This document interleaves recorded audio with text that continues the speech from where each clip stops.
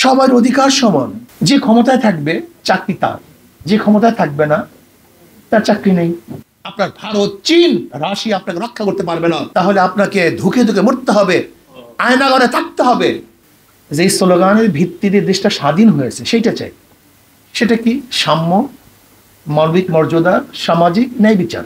দেখেন, আসলে আমাদের অনেকেরই জানা নাই, বা জানা থাকলেও হয়তো মনে নেই। এ দেশ কিন্তু স্বাধীন হয়েছিল তিনটা স্লোগানের ভিত্তিতে: সাম্য, মানবিক মর্যাদা, সামাজিক ন্যায় বিচার।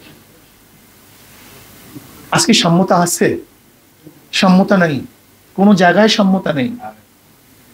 যে ক্ষমতায় থাকবে চাকরি তার, যে ক্ষমতায় থাকবে না তার চাকরি নেই।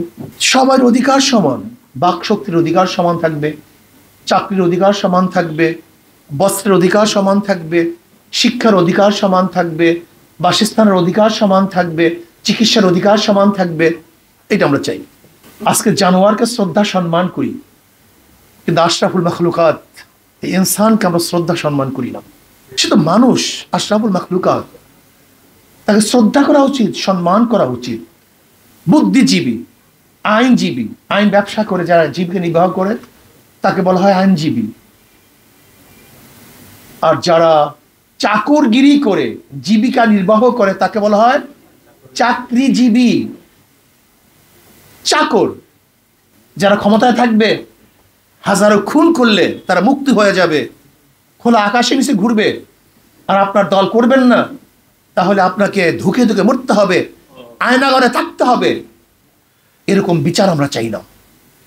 সামাজিক বিচার চাই, যেখানে জনাবে মুহাম্মদ রাসূলুল্লাহ সাল্লাল্লাহু আলাইহি ওয়াসাল্লাম বলেছেন, আমার মেয়ে ফাতেমাও যদি চুরি করে আমি তার হাত কেটে দেব। এই বিচার আমরা চাই।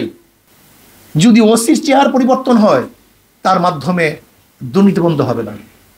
এই শুধু চেয়ার পরিবর্তন হলেই কোনোদিন দুর্নীতি মুক্ত দেশ দেখব না, যতক্ষণ পর্যন্ত ওই ডিসি সাহেব, এসপি সাহেব, ওসি সাহেবের চরিত্র এবং নীতির পরিবর্তন না হবে।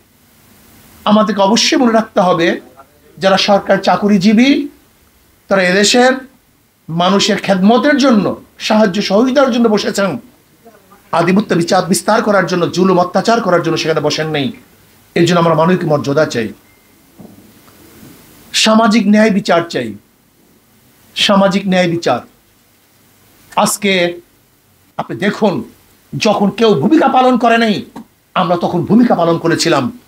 এই শেখ হাসিনার বিরুদ্ধে যখন কেউ কথা বলতে পারে নাই, তখন আমরা রাস্তায় কথা বলেছিলাম এবং বলেছিলাম আল্লাহ যেন এই দুই চোখে গজব পড়বে সেটা যেন দেখতে পারি। আল্লাহ রাব্বুল আলামিন তা কবুল করেছেন। আমরা বলেছিলাম, ভারত, আপনার সেনাপতি, আপনার বিমান বাহিনী, আপনার পুলিশ বাহিনী, আপনার ভারত, চীন, রাশিয়া আপনাকে রক্ষা করতে পারবে না। আল্লাহ পাক রব্বুল আলামিন স্বচক্ষে তা দেখিয়ে নিয়েছেন। এখন আল্লাহর কাছে দোয়া করি, আল্লাহ যেন এই দুই চোখে ইসলামের হুকুমতও দেখান।